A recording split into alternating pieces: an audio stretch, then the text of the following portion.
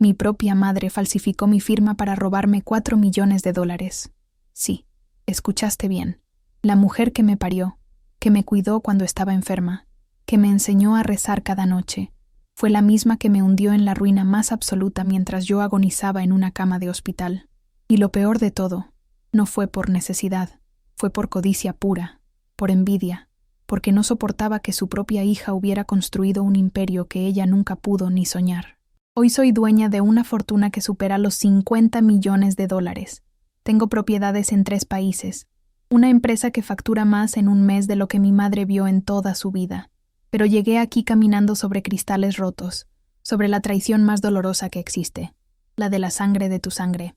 Esta es una de las historias más impactantes que vas a escuchar en este canal, porque te voy a contar cómo una mujer puede sobrevivir al infierno de la traición familiar y convertir esa agonía en poder absoluto. Mi nombre es Isabela Montenegro, y hace 10 años era una empresaria exitosa de 32 años. Tenía una cadena de boutiques de lujo que había construido desde cero, trabajando 16 horas al día durante una década. Vivía en una mansión en las afueras de la ciudad, manejaba un Bentley, y mi cuenta bancaria mostraba esos 4 millones que había sudado para conseguir. Pero sobre todo, tenía una relación que creía inquebrantable con mi madre, Carmen Montenegro, una mujer de 60 años que había enviudado joven y a quien yo mantenía económicamente desde que empecé a ganar dinero.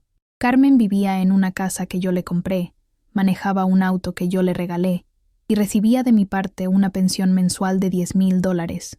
¿Por qué? Porque la amaba, porque creía que era la única persona en este mundo que jamás me traicionaría, porque era mi madre, y yo creía ciegamente en la santidad de esa palabra. Todo cambió una madrugada de octubre. Me desplomé en mi oficina con dolores en el pecho que me partían en 2. El diagnóstico fue devastador. Un infarto fulminante causado por el estrés. Los médicos me dijeron que había estado a minutos de morir. Mientras yo luchaba entre la vida y la muerte en cuidados intensivos, inconsciente durante 5 días, mi madre tenía acceso total a mis cosas. Era la única persona que conocía la clave de mi caja fuerte, la única que tenía llaves de mi casa, la única en quien había confiado lo suficiente para darle poder notarial en caso de emergencia. Cuando desperté, débil y confundida, lo primero que vi fue su rostro preocupado junto a mi cama. «Mija, qué susto me diste», me dijo con lágrimas en los ojos. «Pensé que te perdía para siempre». Yo la abracé con las pocas fuerzas que tenía, agradeciendo tener a alguien que me amara tanto. No sabía que esas lágrimas no eran de dolor, eran de culpa. Los siguientes 3 meses fueron de recuperación lenta. Mi madre se convirtió en mi enfermera, mi compañía, mi todo. Manejaba mis citas médicas, se encargaba de que tomara las medicinas, incluso empezó a manejar algunas cosas básicas de mis negocios. «No te preocupes por nada, Isabela», me decía. «Concéntrate en mejorarte. Yo me encargo del resto». Pero algo raro estaba pasando. Llamadas que llegaban a la casa y que ella contestaba con evasivas. Papeles que aparecían sobre mi mesa para firmar trámites rutinarios, que ella decía que eran urgentes. Visitas de mi contador que terminaban rápidamente cuando yo bajaba a saludar. Mi madre siempre tenía una explicación lógica para todo. Y yo, todavía frágil, todavía aterrada por lo que había pasado, confiaba. El contador, Miguel Herrera, había sido mi mano derecha durante 8 años. Era un hombre serio, profesional, pero empecé a notar que evitaba mi mirada cuando venía a casa. Un día lo enfrenté directamente. «Miguel, ¿qué está pasando con mis finanzas?». Su rostro se puso pálido como el papel. «Señora Isabela, yo pensé que usted lo sabía». Esa frase me heló la sangre. ¿Que yo sabía qué, Miguel? «Los retiros, señora. Las transferencias masivas que su madre ha estado haciendo con el poder notarial. Señora, su cuenta principal está prácticamente en ceros». El mundo se desplomó bajo mis pies. En ese momento entendí por qué mi madre había estado tan atenta, tan cariñosa, tan presente. No era amor. Era el comportamiento de alguien que está cometiendo el crimen perfecto y necesita que la víctima se mantenga ciega y agradecida. Esa noche, cuando ella llegó con la cena que había preparado especialmente para mí, la enfrenté. Pero lo que vi en sus ojos cuando le pregunté por el dinero no fue sorpresa ni confusión. Fue algo mucho peor. Fue la mirada fría y calculadora de una mujer que había planeado todo meticulosamente. «Isabela, me dijo con una voz que no reconocí. Tú tienes toda la vida para hacer más dinero. Yo solo tengo estos años que me quedan. Y entonces, sonrió. Una sonrisa que jamás podré olvidar, porque en ella vi a una extraña que había estado viviendo bajo el rostro de mi madre durante todos estos años. Pero había alguien más en esta historia, alguien cuya existencia yo desconocía completamente, pero que había estado orquestando todo desde las sombras. Alguien que convertiría esta traición familiar en algo aún más retorcido y doloroso de lo que jamás pude imaginar. ¿De qué hablas, mamá?, le pregunté con la voz quebrada. Pero ella ya no fingía. La máscara había caído completamente. Hablo de Roberto, Isabela, mi novio desde hace 3 años, el amor de mi vida, al que tú jamás le diste una oportunidad porque pensabas que era un cazafortunas. Roberto Sánchez, un hombre de 50 años que había aparecido en la vida de mi madre 2 años antes de mi infarto. Yo había investigado su pasado y había descubierto que tenía antecedentes por fraude financiero. Cuando le prohibí a mi madre que lo viera, ella me juró que había terminado con él. Mentira. Todo había sido una mentira perfectamente orquestada. Mamá, ese hombre es un estafador. Te está usando. Ella se rió con una carcajada amarga que me heló hasta los huesos. ¿Usándome? Isabela, Roberto me ama de verdad, no como tú, que solo me dabas dinero para tenerme callada y contenta mientras construías tu pequeño imperio de vanidad. Las palabras me cortaron como cuchillos. ¿Pequeño imperio de vanidad? Yo trabajé día y noche para darte todo lo que tienes. No me diste nada que no fuera migajas de tu mesa, hija. Siempre fuiste una niña egoísta que solo pensaba en sí misma. Incluso cuando me mantenías, lo hacías para sentirte superior, para ser la hija perfecta que cuidaba a su pobre madre viuda. En ese momento entendí que mi madre me había estado odiando durante años, que cada caricia, cada palabra de amor, cada momento de aparente cariño, había sido actuado. Y Roberto había sabido exactamente cómo manipular ese resentimiento. Durante las siguientes semanas, Miguel me ayudó a reconstruir el desfalco. Había sido sistemático, inteligente y brutal. Mi madre había falsificado mi firma para retirar fondos de 3 cuentas diferentes. Había vendido 2 de mis propiedades usando el poder notarial. Había liquidado mis inversiones en bolsa. Y todo había sido transferido a cuentas bancarias en las Islas Caimán, que estaban a nombre de una empresa fantasma controlada por Roberto. Pero cuando fui a confrontarlos, descubrí algo que me partió en 2. La casa que yo le había comprado a mi madre estaba vacía. Habían desaparecido durante la noche, llevándose hasta los muebles que yo había pagado. En la mesa del comedor encontré una carta que decía: Isabela, Roberto y yo nos vamos a vivir nuestra vida lejos de tu toxicidad. El dinero que tomé no es robo. Es lo que me debías por todos los años que sacrifiqué cuidándote. Espero que aprendas a vivir sin controlarlo todo. Me quedé sola en esa casa vacía, rodeada del eco de mis propios sollozos. No era solo el dinero, era la traición más absoluta, la destrucción de todo en lo que había creído. Mi propia madre no solo me había robado mi fortuna, sino que me había robado mi capacidad de confiar en el amor. Durante días no pude comer, no pude dormir. Los médicos me dijeron que estaba teniendo una crisis nerviosa. Mis empleados empezaron a preocuparse porque no aparecía en las boutiques. Las deudas comenzaron a acumularse porque ya no tenía efectivo para pagar los sueldos ni los proveedores. Una tarde, mientras estaba tirada en el suelo de mi oficina, llorando por la pérdida de todo lo que había construido, sonó mi teléfono. Era Carolina Mendoza, una empresaria de 60 años que había sido mi competencia durante años en el mundo de la moda de lujo. Nunca habíamos tenido una buena relación, pero su voz sonaba diferente. Isabela, escuché lo que pasó. Necesitamos hablar. Carolina llegó a mi oficina esa misma tarde. Era una mujer elegante, fría, que siempre había manejado sus negocios con una dureza que yo había admirado y temido a la vez. Se sentó frente a mi escritorio y me miró con esos ojos grises que no mostraban piedad. ¿Sabes por qué vine?, me preguntó directamente. No tengo idea, Carolina. Porque hace 15 años, mi hermana me hizo exactamente lo mismo que tu madre te hizo a ti. Me robó, me traicionó y me dejó en la ruina. La diferencia es que yo no me quedé llorando en el suelo. Sus palabras fueron como una bofetada que necesitaba. ¿Qué hiciste? Lo que tú vas a hacer. La destruí completamente, pero no con venganza barata, con éxito, con poder. Construí un imperio que la hizo ver exactamente lo que había perdido al traicionarme. Carolina me ofreció algo que jamás esperé: una sociedad. Ella tenía los contactos internacionales, yo tenía el talento para el diseño y conocía el mercado local. Te voy a enseñar algo que tu madre nunca te enseñó, Isabela. Te voy a enseñar a ser implacable. Pero había algo en los ojos de Carolina que me inquietaba. Una sonrisa que aparecía cuando hablaba de venganza. Una forma de tocar ciertos temas que me hacía sentir que había más en esta oferta de lo que me estaba diciendo. ¿Por qué me ayudas, Carolina? Siempre fuimos competencia. Porque las mujeres que hemos sido traicionadas por nuestra propia sangre, tenemos que mantenernos unidas. Además, y aquí hizo una pausa que me erizó la piel, tengo mis propias razones para querer verte triunfar.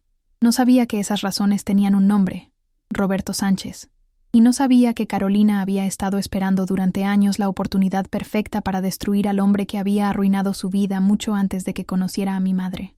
Ahora me doy cuenta de que no eres solo un espectador casual. Estás aquí porque algo en esta historia te resuena, ¿verdad? Tal vez tú también has sentido la puñalada por la espalda de alguien que amabas. Por eso te pido que le des me gusta a este video, porque estas historias necesitan llegar a más personas que han vivido el infierno de la traición. Y si aún no estás suscrito a este canal, suscríbete ahora. Es muy fácil. Solo presiona el botón rojo que dice suscribirse y activa la campanita para que nunca te pierdas estas historias que pueden cambiar tu perspectiva sobre el dolor y el poder. Lo haces con amor, porque sé que entiendes que detrás de cada una de estas historias hay una mujer real que tuvo que elegir entre morir de dolor o levantarse con furia. Lo que viene ahora te va a romper el corazón, porque vas a descubrir que mi madre no fue la única que me traicionó esa noche. La sociedad con Carolina comenzó como un renacer del infierno. Trabajábamos 16 horas al día, 7 días a la semana. Ella me enseñó a negociar sin piedad, a ver las debilidades de la competencia, a construir imperios sobre las ruinas de otros. El dolor es combustible, Isabela, me decía mientras revisábamos contratos a las 2 de la madrugada. Pero la venganza es arquitectura. Hay que construirla ladrillo por ladrillo. En 6 meses habíamos abierto 3 boutiques nuevas. En un año, habíamos expandido a 2 países más. Carolina tenía una red de contactos que parecía infinita. Diseñadores europeos, modelos internacionales, inversionistas árabes que movían millones como si fueran centavos. Y yo tenía algo que había descubierto después de la traición. Una frialdad que me sorprendía hasta a mí misma. Pero todo cambió la noche en que recibí una llamada que me heló la sangre. ¿Isabela Montenegro? La voz era de un hombre mayor, con acento extranjero. Sí, ¿quién habla? Mi nombre es Hans Meller. Soy investigador privado. Trabajo para Carolina Mendoza desde hace 3 años. Necesito verla urgentemente. Su vida está en peligro. Nos encontramos en un café a las 11 de la noche. Hans era un alemán de 60 años, con cicatrices en las manos y ojos que habían visto demasiado. Lo que me dijo esa noche cambió todo lo que creía saber sobre mi salvadora. Señorita Montenegro, Carolina no la ayudó por bondad. La está usando para llegar a Roberto Sánchez. Y cuando lo consiga, usted se convertirá en un obstáculo que va a eliminar. ¿De qué estás hablando? Hans puso sobre la mesa una carpeta llena de fotografías y documentos. Roberto no solo estafó a su madre. Hace 5 años, Roberto asesinó al esposo de Carolina en Suiza. Lo hizo parecer un accidente de esquí, pero era un crimen perfectamente planeado. Carolina lleva 5 años buscando a Roberto para matarlo con sus propias manos. Las fotografías mostraban a Roberto con diferentes identidades, en diferentes países, siempre con mujeres mayores y ricas a las que despojaba de sus fortunas antes de desaparecer. Su madre, continuó Hans, no es la primera ni será la última, pero fue la que cometió el error de llevarlo de vuelta a esta ciudad, donde Carolina podía encontrarlo. ¿Y yo qué tengo que ver en esto? Usted es el cebo perfecto. Carolina sabe que Roberto va a regresar por usted. ¿Regresar por mí? ¿Por qué haría eso? Hans sonrió con tristeza. Porque usted, señorita Montenegro, está embarazada de 3 meses. Y el padre es Roberto Sánchez. El mundo se desplomó bajo mis pies por segunda vez. No era posible. Yo no había estado con ningún hombre desde hacía más de 1 año. Pero entonces recordé. La noche antes de mi infarto, había ido a cenar a casa de mi madre. Roberto estaba allí, supuestamente de visita casual. Me sentí mal durante la cena, mareada, confundida. Mi madre me preparó un té para el malestar estomacal. «Me drogaron», susurré. Roberto la drogó por órdenes de su madre. Necesitaban un seguro de vida para garantizar que usted nunca los denunciara. Un bebé los convertiría en familia. Y en este país, la familia tiene ciertos derechos legales. La revelación me destrozó más que el robo original. Mi propia madre había permitido que me violaran mientras estaba inconsciente. No solo me había robado el dinero, me había robado mi dignidad, mi cuerpo, mi capacidad de decidir sobre mi propia vida. ¿Carolina lo sabe? Carolina lo planificó todo. Su infarto fue real, pero ella se aseguró de estar en el hospital cuando usted despertó. Convenció a su madre de que la mantuviera sedada con tranquilizantes durante semanas, para que no se diera cuenta del embarazo hasta que fuera demasiado tarde para hacer algo. Por eso Carolina había aparecido como mi salvadora. Por eso conocía tanto sobre mi situación. Por eso tenía tantos contactos y tanto dinero para invertir en nuestro negocio conjunto. Todo había sido una trampa elaborada durante meses. Pero hay algo más, dijo Hans, y su voz se volvió aún más sombría. Carolina no planea solo matar a Roberto. Planea matarla a usted también, después de que nazca el bebé. Ese niño va a ser su herramienta final de venganza.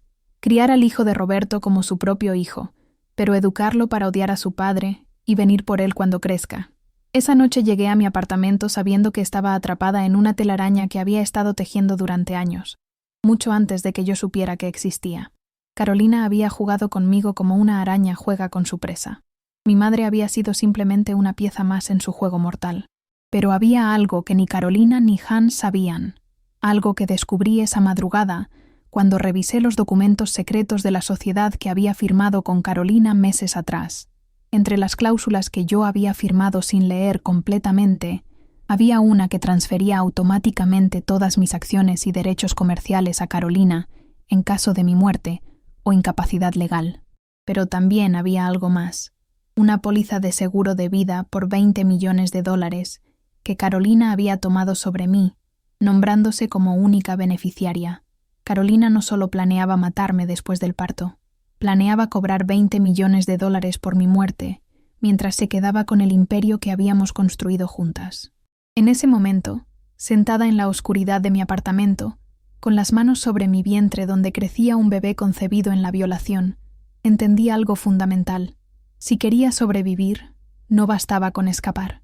Tenía que convertirme en algo que ni Carolina ni Roberto esperaban. Tenía que convertirme en una depredadora más despiadada que todos ellos juntos.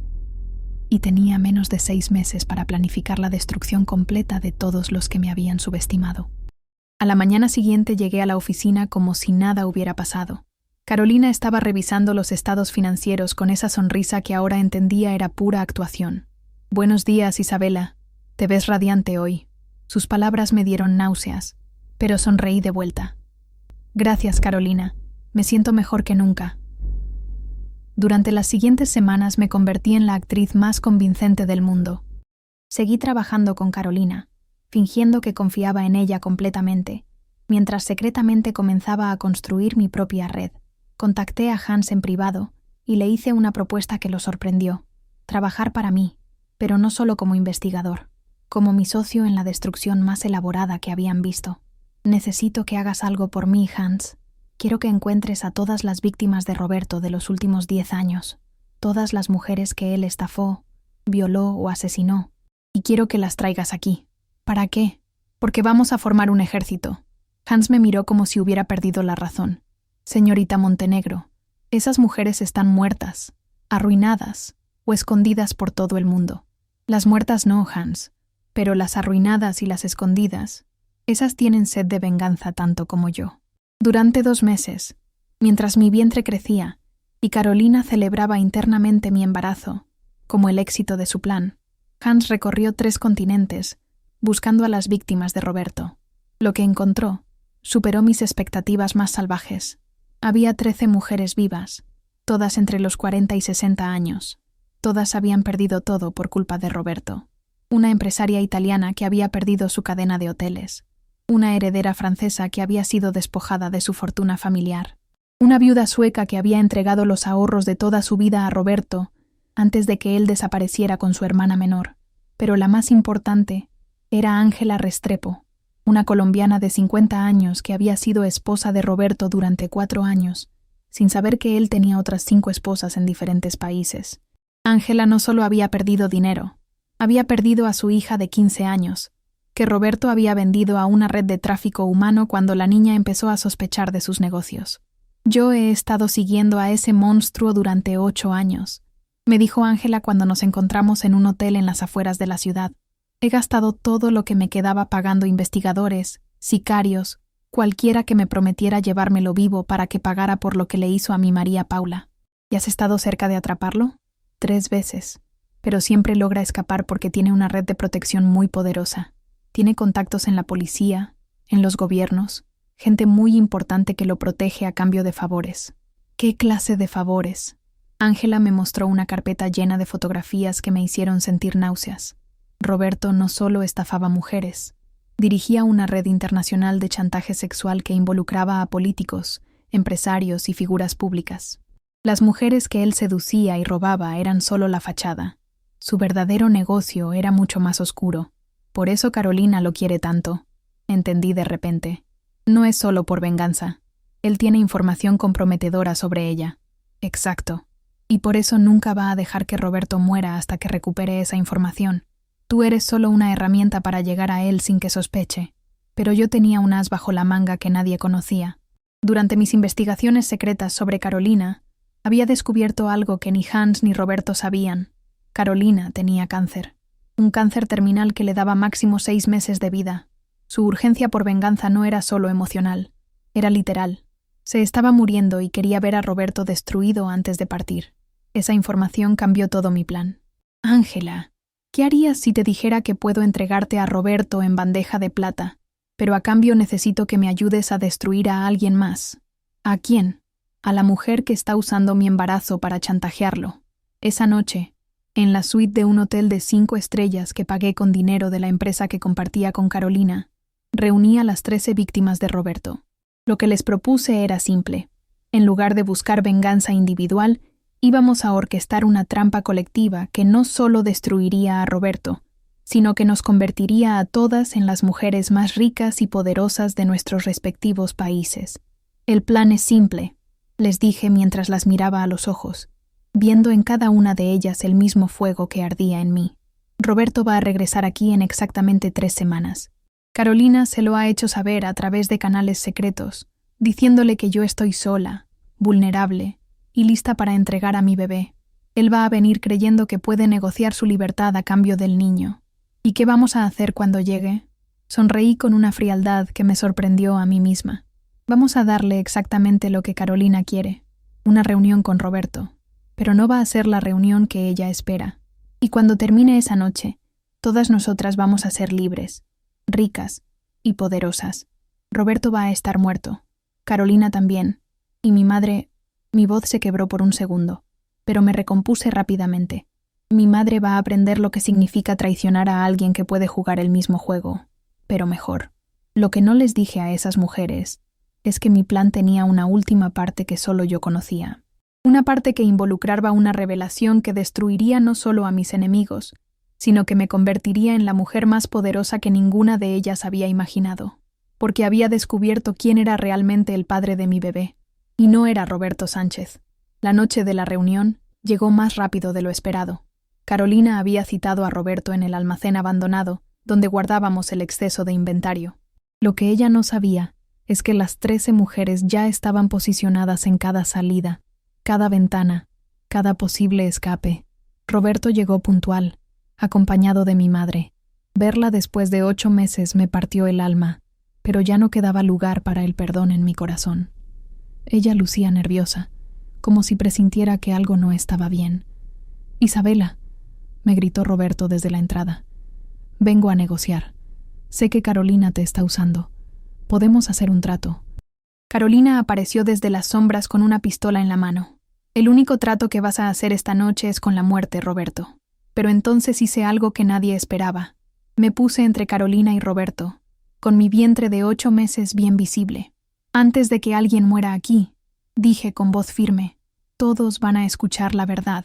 Saqué un sobre que había estado escondiendo durante meses. Estos son los resultados de la prueba de paternidad que me hice en secreto hace 4 meses. «Roberto, tú no eres el padre de mi bebé». El rostro de Roberto se descompuso. «¿Qué estás diciendo?» «Estoy diciendo que la noche que me drogaron, no fuiste tú quien abusó de mí. Fue Hans Meller». Las miradas de todos se dirigieron hacia Hans, que estaba parado junto a la puerta trasera. Su rostro ya no mostraba la preocupación paternal que había fingido durante meses. Hans, continué, llevaba 3 años trabajando para Carolina, pero también llevaba 3 años obsesionado conmigo. Él fue quien orquestó mi infarto con un veneno lento que me estuvo dando en pequeñas dosis durante meses. Él fue quien convenció a mi madre de que me drogara esa noche, pero no para que Roberto abusara de mí, para que él pudiera hacerlo. Carolina bajó la pistola, confundida. ¿Qué estás diciendo, Isabela? Estoy diciendo que todos ustedes han sido peones en el juego de Hans. Roberto, él te mantuvo vivo porque necesitaba que Carolina estuviera distraída con su venganza mientras él me controlaba a mí. Carolina, él te dio información falsa sobre tu cáncer para que te sintieras urgida de venganza. No tienes cáncer. Tienes envenenamiento lento con arsénico que él te ha estado dando durante 1 año. El almacén quedó en silencio mortal. Entonces Hans empezó a reírse. Muy inteligente, Isabela, pero llegaste tarde a la verdad. De repente, el almacén se llenó de humo. Hans había activado un sistema de gas venenoso que había instalado secretamente. Todos van a morir esta noche, gritó mientras se ponía una máscara de gas. Y yo me voy a quedar con el bebé, con el negocio y con la fortuna de Carolina. Pero lo que Hans no sabía es que las 13 mujeres no estaban solo posicionadas como guardias. Eran expertas en supervivencia, que habían pasado años preparándose para este momento. Ángela había sido militar. La italiana era experta en explosivos. La francesa había estudiado química forense. En cuestión de minutos, habían neutralizado el gas, rodeado a Hans, y lo tenían inmovilizado en el suelo. ¿Qué vamos a hacer con él?, preguntó Carolina, que empezaba a entender la magnitud de la traición. Miré a Hans, luego a Roberto, luego a mi madre. Los 3 habían participado en mi destrucción de diferentes maneras. Los 3 habían subestimado lo que una mujer rota puede llegar a hacer cuando decide reconstruirse. Lo que vamos a hacer, dije mientras Ángela me entregaba la pistola, es darles exactamente lo que se merecen.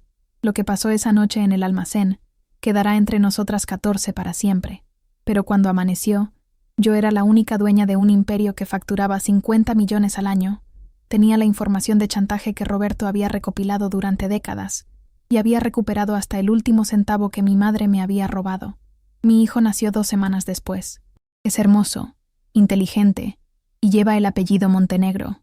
Nunca sabrá quién fue realmente su padre, porque esa parte de la historia murió en el almacén.